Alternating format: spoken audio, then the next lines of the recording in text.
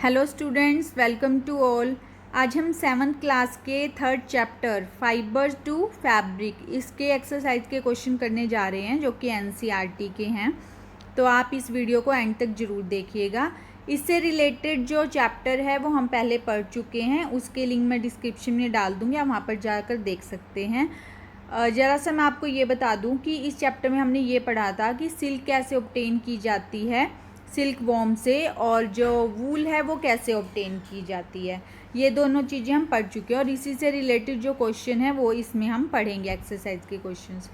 तो स्टार्ट करते हैं। पहला जो क्वेश्चन है, you must be familiar with following nursery rhymes. की जो नर्सरी में आपने राइम्स पढ़ी थी, कौन कौन सी पढ़ी थी? एक तो baa baa black sheep have you any wool पढ़ी थी ना। दूसरी आपने एक पढ़ी थी, Mary had a little lamb whose fleece was white as snow. ये दोनों आपने राइम्स पढ़ी हुई हैं नर्सरी में, आप जाकर देख भी सकते हो। तो इससे रिलेटेड क्वेश्चन पूछे गए हैं, उनके आंसर देने हैं। पहला क्वेश्चन है, which part of the black ship have the वूल। कि हमें ये पता है कि वूल कहाँ से मिलेगी, ब्लैक शिप के किस पार्ट से हमें वूल मिलती है, क्या चीज़ होती है। तो जो वूल है वो कहाँ से मिलती है, उनके हेयर से मिलती है। तो जो हेयरी फाइबर्स होते हैं उनसे हमें वूल मिलती है। Then wool is obtain from hairy fibres of the ship.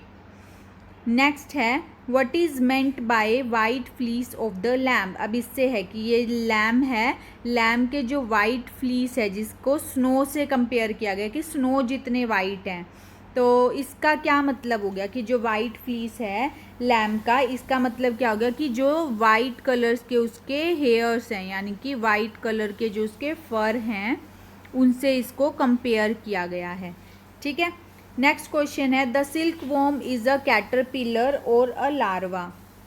देखो हमने इसमें पढ़ा था कि जो सिल्क वॉर्म है उसके बाद वो उसका जो पहला स्टेज है कैटरपिलर है, देन लार्वा है। तो यानी कि दोनों स्टेजेस आएंगी, तो इसे क्या बोला जाता है? इसका जो करेक्ट ऑप्शन है देन वो है both A and B. Which of the following does not yield wool. अब इनमें से ये जो हमें 4 ऑप्शन दिए गए हैं, इनमें से हमें बताना है कि कौन किससे हमें वूल नहीं मिलता। यॉक से मिलता है, कैमल से भी मिलता है, गोट से भी मिलता है। हमें वूली डॉग से हमने कभी नहीं सुना, ना हमने कभी पढ़ा कि वूली डॉग से हमें वूल मिलता है। तो ये नहीं है, रॉन्ग है। तो इसका जो आंसर है कि हमें किससे नहीं मिलता, तो वो आंसर जो सही आंसर है वो क्या है, ये कि इससे हमें वूल नहीं मिलता, नॉट ऑब्टेन्ड।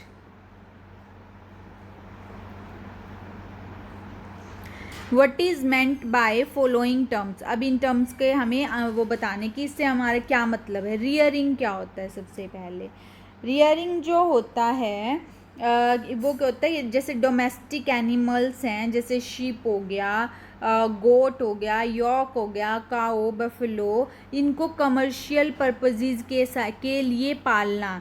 ठीक है। जैसे कि अगर हम गाय भैंस को पालते हैं अपने घर में तो मिल्क मिलता है उनसे। तो भेड़ों को पालते हैं तो उनसे क्या मिलते हैं? ऊन मिलते हैं, वूल मिलती है। ठीक है। कैमल को, तो इन सब से हमें कुछ ना कुछ कमर्शियल फ़ायदा होता है। हम उनको उनसे जो जो भी हमें चीज़ें मिलती हैं उनको हम बाज़ार में जाके बेचते हैं जिससे हमें पैसे मिलते हैं। तो कोई उसे बोलते हैं कमर्शियल पर्पज़। कमर्शियल पर्पज़ के लिए किसी भी डोमेस्टिक एनिमल को बड़ा करना, उसके खाने पीने का ध्यान रखना, सब करना, उसे क्या बोला जाता है? रेयरिंग बोला जाता है। ठीक है। नेक्स्ट है शेयरिंग। शेयरिंग का मीनिंग क्या होता है कि जो एनिमल के हेयर होते हैं उनको रिमूव करना। ठीक है, किसी मशीन से। जैसे कि अगर हम बार्बर के पास जाते हैं, नाई के पास जाते हैं, तो वो क्या करता है? बालों को शेव करता है ना, बालों को उतारता है। इसी तरह से जो शेयरिंग है उसमें भी क्या होगा, शेयर किया जाता है, बालों को शेव किया जाता है, उसमें बालों को निकाला जाता है। तो ये जो प्रोसेसिंग है, इस प्रोसेसिंग को बोलते हैं शेयरिंग।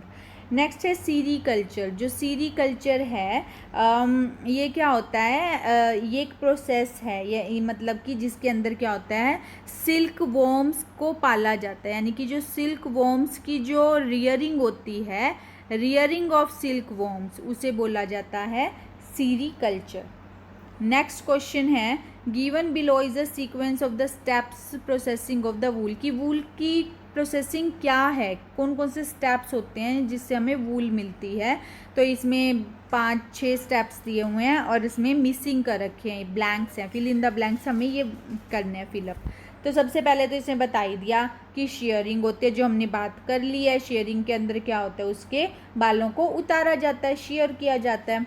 देन सेकंड क्या किया जाता है, सोर्टिंग। सोर्टिंग के अंदर सॉर्टिंग नहीं, स्कोरिंग किया जाता है। तो जो स्कोरिंग है, स्कोरिंग के अंदर क्या है, उसके जो फ्लीस होती है उसके अंदर मिट्टी होती है, ग्रीस होती है, तो जो भी डर्ट पार्टिकल्स हैं उन सबको रिमूव करने का जो प्रोसेसिंग होता है उसे बोला जाता है स्कोरिंग।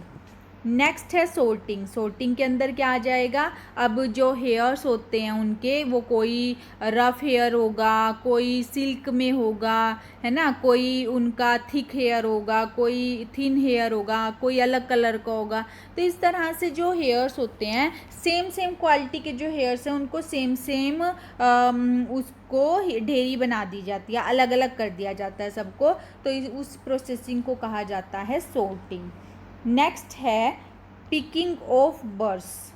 जो नेक्स्ट प्रोसेस होता है वो होता है पिकिंग ऑफ बर्ड्स। बर्ड्स क्या होते हैं कि हमारे जो जैसे कपड़े होते हैं उनके ऊपर आपने देखा होगा तो वो बर्फ से आ जाते हैं ना, थोड़ा सा जैसे हम डाल के अगर सो गए हैं तो उसके ऊपर छोटे छोटे छोटे छोटे बर आ जाते हैं, उन्हें बर बोला जाता है। तो उनको रिमूव करना, पिकिंग ऑफ बर्ड्स, ये नेक्स्ट स्टेप होता है। देन फिर क्या किया जाता है, अब अलग अलग कलर के जो हमारे पास जो भी फाइबर्स आए हैं फिर उनको डाई किया जाता है, यानी कि उनको डाई करने के बाद वो जो बहुत सारे कलर्स डिफरेंट डिफरेंट कलर्स में हमें मिल जाते हैं। फिर वो मिलने के बाद हम क्या करते हैं, हम लोग उसका मेकिंग ऑफ यार्न बना देते हैं, तो यानी कि उसको धागे में, थ्रेड में कन्वर्ट कर देते हैं। तो जब यार्न बन जाता है फिर उसके बाद हमारी जो मदर्स हैं, ग्रैंड मदर्स हैं, उनको घर में लेके आते हैं, फिर उसकी क्या करते हैं, स्वेटर वगैरह बुन के देते हैं। तो ये सारे जो प्रोसेसिंग है, पहला शेयरिंग, दूसरा scouring, then sorting, then picking of birds, then dyeing of fibres, then making of yarn. तो ये सारे स्टेप्स होते हैं जो कि वूल की प्रोसेसिंग में यूज़ किए जाते हैं। नेक्स्ट क्वेश्चन है, out of the following which are the 2 terms related to silk production. इनमें से बताना है कि कौन सी 2 टर्म्स ऐसी हैं जो कि सिल्क प्रोडक्शन से रिलेटेड है। सबसे पहले सीरीकल्चर, देखो हमने पहले भी किया है। सीरीकल्चर किसे बोलते हैं, रेयरिंग ऑफ सिल्क वॉर्म, उसे बोलते हैं सीरीकल्चर। तो ये तो सिल्क प्रोडक्शन से रिलेटेड हो ही गया, पहला आ गया। फ्लोरिकल्चर फूलों की खेती को बोलते हैं, इसका कोई लेना देना नहीं है। एपीकल्चर मधुमक्खी, हनी बी जो है उसके पालने को बोला जाता है। और जो सिल्वीकल्चर होता है ये भी पेड़ों से रिलेटेड है, उनकी जो ग्रोइंग है और फिर उनकी जो कल्टीवेशन है ट्रीज़ की, उसे बोला जाता है सिल्वी कल्चर। और जो मोरी कल्चर है उसके अंदर क्या होता है, जो शहतूत का, जो मलबरी का जो पौधा होता है, मलबरी का जो प्लांट होता है उसकी प्रोडक्शन, उसको बोलते हैं हम मोरी कल्चर। तो और हमें क्या पता है कि जो सिल्क वॉर्म है वो क्या खाना पसंद करता है, वो मलबरी के पत्ते खाना पसंद करता है, उसी को खा खा के बड़ा होता है। तो इस तरह से जो सीरी कल्चर है और जो मोरी कल्चर है, ये दोनों के दोनों सिल्क प्रोडक्शन से रिलेटेड हैं। नेक्स्ट क्वेश्चन है हमारा, मैच करना है हमें, मैचिंग वर्ड है। इसमें सबसे पहले स्कोरिंग है। स्कोरिंग का हमने पढ़ा था कि स्कोरिंग क्या होती है, क्या होती है स्कोरिंग, बताएगा कोई? तो जो स्कोरिंग होती है, स्कोरिंग के अंदर क्या होता है, सबसे पहले तो वूल का पार्ट है ये, इस मतलब जो प्रोसेसिंग है, वूल की प्रोसेसिंग है, उससे हमें उसका जो पार्ट है वो है स्कोरिंग। तो सबसे पहले क्या किया जाता है, उसकी शेयरिंग की जाती है। और शेयरिंग के बाद जो नेक्स्ट स्टेप है जिसके अंदर उसकी जो फ्लीस आई है उसको क्लीन किया जाता है, तो उसमें से डर्ट बाहर निकाली जाती है, ग्रीस बाहर निकाली जाती है। तो इस प्रोसेसिंग को क्या बोला जाता है, स्कोरिंग। तो ये किससे रिलेटेड है, देखो क्लीनिंग शेयर्ड स्किन से, ये पहला हो गया। नेक्स्ट है मलबरी लीव्स, जो हमने अब भी बात करी है। तो ये क्या है, सिल्क वॉर्म मलबरी के लीव्स खाते हैं, तो ये हो गया हमारा food of the silk worm. Next question है यॉक। यॉक क्या होती है, यॉक से भी हमें क्या मिलता है, फाइबर मिलती है, वूल मिलती है, तो ये क्या हो गया, वूल यील्डिंग एनिमल है जो यॉक है। नेक्स्ट है कोकून। कोकून क्या करता है, कोकून क्या होता है, that yield the silk fibre, ये भी हम पढ़ चुके हैं। तो इस तरह से ये सारे जो हमारे क्वेश्चंस हैं एनसीईआरटी के, ये सारे फिनिश हो रहे हैं। अगर फिर भी आपको किसी भी क्वेश्चन में कुछ भी प्रॉब्लम आती है तो आप मुझे कमेंट में ज़रूर लिखें, और आपको वीडियो कैसी लगी, क्या आपको समझ में आया, ये भी मुझे कमेंट में ज़रूर लिखें। और अगर आपको वीडियो पसंद आई है और मेरा पढ़ाना पसंद आया है तो इस चैनल को लाइक और सब्सक्राइब करना ना भूलें, साथ ही इसे अपने फ्रेंड्स के साथ भी शेयर करना ना भूलें। Thank you very much.